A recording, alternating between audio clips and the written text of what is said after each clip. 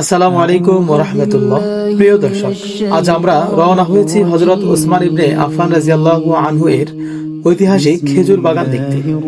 আশা করছি পুরো ভিডিওটি দেখবেন ইনশাআল্লাহ। হযরত ওসমান রাদিয়াল্লাহু আনহু এর খেজুর বাগান শুধু একটি বাগান নয়, বরং এটি দান, মানবতা ও সদকায়ে জারিয়ার এক অনন্য নিদর্শন। প্রায় ১৫০০ বছর পেরিয়ে গেলেও এই দানের উপকার আজও মানুষের কাছে পৌঁছে যাচ্ছে। রাসূলুল্লাহ সাল্লাল্লাহু আলাইহি ওয়াসাল্লাম যখন মদিনায় হিজরত করেন, তখন সেখানে সুপেয় পানির খুবই সংকট ছিল। মদিনার সবচেয়ে মিষ্টি পানির কূপ ছিল বীরে রুমা, কিন্তু কূপটির মালিক ছিলেন একজন ইহুদি ব্যবসায়ী। তিনি পানির বিনিময়ে অর্থ নিতেন, ফলে গরিব মুসলমানদের জন্য বিশুদ্ধ পানি সংগ্রহ করা খুবই কঠিন ছিল। এ সময় রাসূলুল্লাহ সাল্লাল্লাহু আলাইহি ওয়াসাল্লাম ঘোষণা দিলেন, কে আছো এই কূপটি কিনে মুসলমানদের জন্য উন্মুক্ত করে দেবে, আল্লাহ তার জন্য জান্নাতের ব্যবস্থা করবেন। এ মহান আহ্বানে সাড়া দিলেন হযরত ওসমান রাদিয়াল্লাহু আনহু। তিনি প্রথমে কূপটির অর্ধেক অংশ কিনে নেন, পরে সম্পূর্ণ কূপটি কিনে আল্লাহর সন্তুষ্টির জন্য মুসলমানদের ব্যবহারের জন্য উন্মুক্ত করে দেন।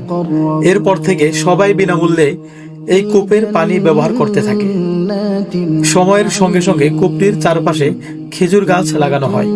ধীরে ধীরে সেটি বিশাল এক খেজুর বাগানে পরিণত হয়। আজও এই বাগান মদিনার অন্যতম ঐতিহাসিক স্থান হিসেবে পরিচিত। অনেকের মতে এই বাগান থেকে যে অর্থ উপার্জিত হয়, তার একটি বড় অংশ দরিদ্র ও অসহায় মানুষদের কল্যাণে ব্যয় করা হয়। অর্থাৎ হযরত ওসমান রাদিয়াল্লাহু আনহু এর সেই মহান দানের সওয়াব আজও মানুষের উপকারের মাধ্যমে অব্যাহত রয়েছে।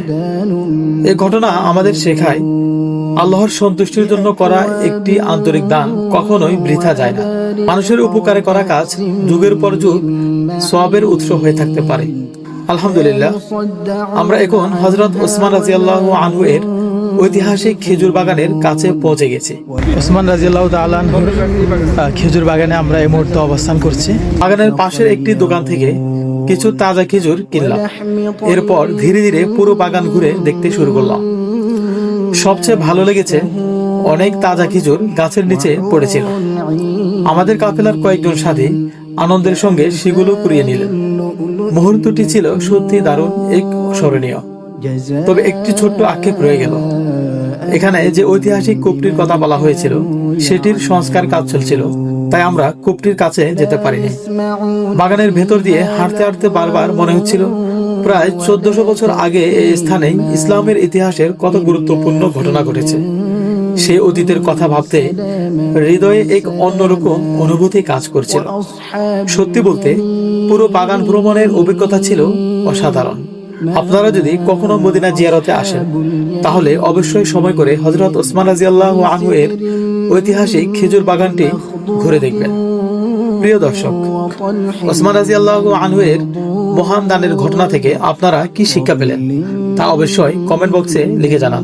ভিডিওটি ভালো লাগলে লাইক, কমেন্ট ও বন্ধুদের সঙ্গে শেয়ার করুন এবং আমাদের চ্যানেলটি সাবস্ক্রাইব করে সাথে থাকুন। আবারও দেখা হবে অন্য কোনো নতুন ভিডিওতে ইনশাআল্লাহ। لا مقطوعة ولا ممنوعة